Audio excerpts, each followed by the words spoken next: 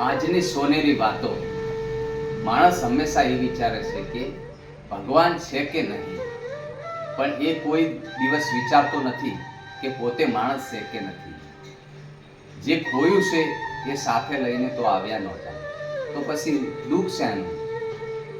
અને જે મળ્યું છે એ સાથે લઈને જવાનું નથી, તો આટલો બધો ઘમંડ શાનો? બધું જ છીનવાઈ જાય તો ચિંતા નહીં કરવાની કે બુદ્ધિ અને અનુભવ કોઈની તાકાત નથી કે કોઈ છીનવી શકે. ખાલી આત્મવિશ્વાસ હોવો જોઈએ તો જિંદગી ગમે ત્યારે શરૂ કરી શકો અને આગળ વધી શકો છો.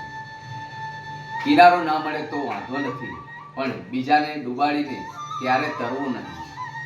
કોઈને દુઃખી કરીને તમે થોડા દિવસ ખુશ રહો છો, પણ એટલું યાદ રાખજો, કરેલા કર્મ અહીંયા જ ભોગવવા પડે છે, આજે નહીં તો કાલે. સૌથી ખરાબ સમય સહન કરવાનો કરનાર વ્યક્તિ સૌથી સુંદર ભવિષ્યનું નિર્માણ કરે છે. વિશ્વાસ થોડા સમય પહેલા ક્યાંક વાંચ્યું. વિશ્વાસ કોને કહેવાય? તો એક કવિએ ખૂબ સુંદર લખ્યું છે કે વાયા સે બીજ મેં છૂટા હાથે, વાયા સે બીજ મેં છૂટા હાથે. હવે વાદળ જાણે અને મારો નાથ જાણે, એટલે કે મારો ભગવાન જાણે, કેટલા ઉગશે અને કેટલા નહીં ઉગે. આ છે વિશ્વાસ અને ભરોસો. માં દીકરાને તેડી લેશે. જે મન દેખાય છે, માં દીકરાને તેડી લેશે. મને દેખાય છે એ બધું જ તને બતાવું છું. બાપ દીકરાને ખભે બેસાડીને જે મેં નહીં જોયું અથવા મેં નહીં દેખ્યું એ બધું તને બતાવું છું. હોસ્પિટલે કેસ કાઢવા 500 રૂપિયા આપવાના, એના કરતા ઘરની બહાર રખડતા એક બે જીવ, એટલે કે કોઈ કૂતરા છે કે ગાયને રોટલી ખવડાવવાથી, તો રોજ ખવડાવવાથી ક્યારેય કેસ કઢાવવો નહીં પડે અથવા જરૂર નહીં પડે. કોઈનું ભલું થાય કે ન થાય, પણ કોઈ દિવસ કોઈનું ખરાબ કરવાની નીતિ ન રાખવી. કારણ કે આ જગતમાં ભલે